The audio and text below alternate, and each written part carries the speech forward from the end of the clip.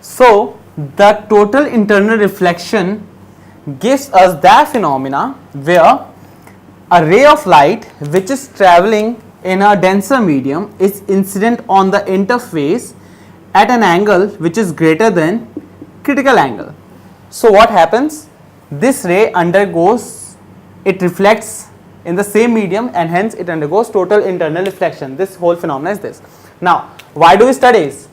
Because of its practical application. There is a huge advantage of the practical application of TIR, but I will not mix two terms. There is a practical application, that is the applied knowledge of this phenomena which we use and for ourselves, for the sciences and the development of many things, which I'll just tell you. The other thing is the naturally occurring phenomena related with total internal reflection. There are certain phenomena which happens in nature, but we do not take control of it. We do not make it happen. They happen automatically because of certain conditions, certain environmental conditions developed in the nature. So let's go through them first. So I would say, because I especially mention this point because in many books I have seen that it is written the practical applications of TIR, and after that they start with the first one is the mirage effect. So the mirage effect is not an application, okay. Mirage effect is an natural occurring phenomena which is happened due to TIR, okay. So the mirage effect, what is this effect? See, I'll explain you. Suppose this is a land of desert, okay, and here I have a tree. Which tree? Palm tree or date tree? So this tree is standing at a region where temperature is really very high. So due to that high temperature, the sand, the earth part, the land part, this becomes really hot. Now what will it do if it is very hot? The air which is in contact with this land, I am just shading some land portions, okay. So this is my land. So the air which is in contact with this land becomes what? It also becomes hot. So what will happen? The hot air will start rising up, right? But after traveling some distance, after covering some distance in the atmosphere, this air is going to get colder or it's going to lose some heat, the particles. So what will happen? The air will be comparatively cooler at this height than at this point. Ultimately what is happening? There is a change in the density of air, gradual change, while we are traveling from this point to this point or from this land to the height, and the density of air is increasing. So whenever a ray is traveling from this point to this point, that means the ray is traveling from denser to rarer, okay. This much part is complete. So let's talk about this ray. I have a ray which is coming from obviously sunlight, and it is incident on the tree. It is reflected in this direction, but due to this temperature effect, the density changes. This whole region is divided into many small layers of what? Different densities of air. For example, the density of topmost layer will be maximum, whereas the density of the lowermost layer would be minimum. So this ray which is traveling from denser to rarer medium is undergoing what? It is going from denser to rarer, so then it will bend away from the normal. Instead of going straight, it will bend away from the normal. So similarly, at every point the ray tends to bend away from the normal and it keeps on bending. So in that process what happens?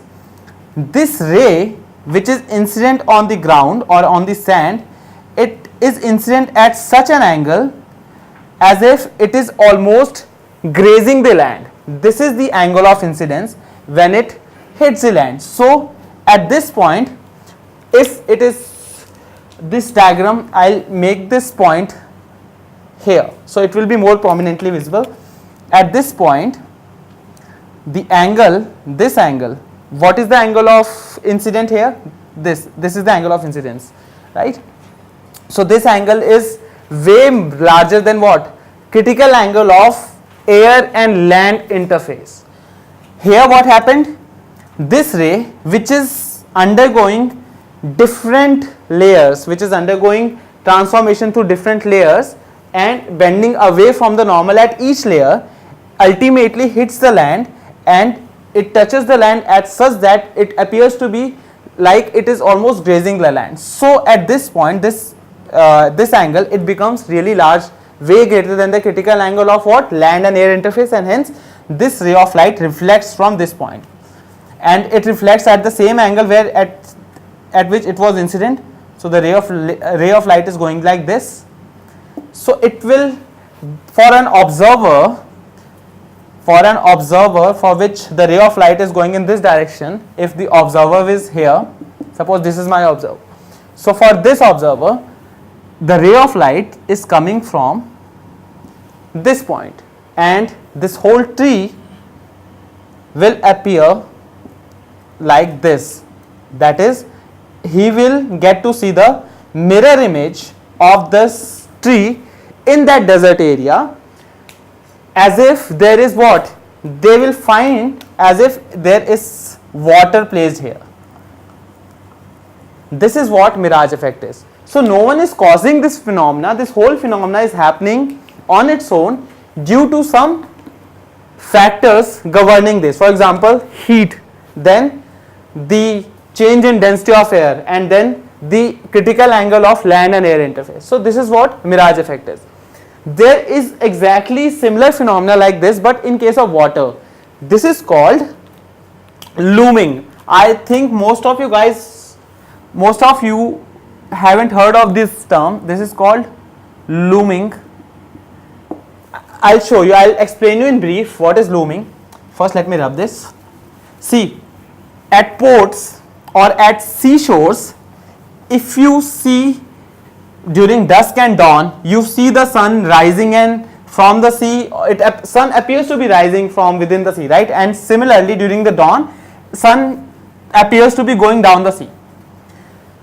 During the daytime, suppose this is my seashore, okay, this is my coastline and this is the water level. This much is the water level, this is the seashore, okay. Now I have a boat here. Let me mark a boat here. This is my boat, small. Exactly opposite to what we just studied in the mirage effect. Here the air in contact with the water is denser, and there are two things why it would be denser. First of all, the heat is getting absorbed by the water body, so the air would be comparatively cooler than the air present at height. Number two, the water vapor due to the sunlight heat, the water vapors or the vapors are actually adding up or filling up the density of the lower layers, right? So here the layers of air are what? This time this is the lowermost part is the denser and the uppermost part is the rarer, right? So the ray of light which is incident on this boat gets reflected, but this time the ray of light is again traveling from denser to rarer, so it will keep on bending away from the normal, and this phenomena will keep on happening till the point where the angle of incidence, at what point? When the ray of light is entering the another layer of the air from one layer which is higher or lower in density, or when there is an interface present between two different layers of different density, then this angle of incidence, this angle automatically becomes greater than the critical angle of air-air interface. Last time it was what? Land and air interface. This time it is air and air interface, but both the air layers are of different densities. So this light rays actually gets reflected due to the same phenomena from this point only, and the ray of light strikes here. So if there are observers here, they will find out that for them the ray of light is coming from this point, and the boat will be visible at this height. It will be appearing like a boat is suspended somewhere in the atmosphere no connection with water, no connection with nothing. It is just suspended in the water for a while. So this phenomena do happens. This is called looming. Okay. So these are those phenomena which are associated with total internal reflection, but we are not causing it. What we are causing is called the practical application, and these are the topics or points which are to be considered under the applications. The first one is called glittering of diamond or brilliance of diamond. Now you can write in detail. First one is in the applications of TIR, glittering or brilliance of diamond. The basic reason behind the application is one, what? This thing, refractive index is inversely proportional to critical angle. Did we study this? Did we study this? No. Yes, actually we studied what? We studied this relation sin IC, which is critical angle is equal to 1 upon mu, and that makes critical angle inversely proportional to refractive index. Okay. That means higher the refractive index, lower will be the critical angle, and vice versa. Now in case of diamond, have you seen diamond in raw form, the rough nature form? Diamond is any random shaped stone. It's not a sharp edged, perfectly cutted diamond. It is of any random shape. Now when it is brought in the factory where diamonds are actually cultivated to shine, to glitter, they are gone through machinery processes and they undergo a lot of cutting and smoothing of edges. So this diamond is cut in such a way that basically what people do, they calculate all the angles associated with the cutting of diamond and they make such kind of shape. This is just an example. Okay. So they have removed this much part and you are left with this much part.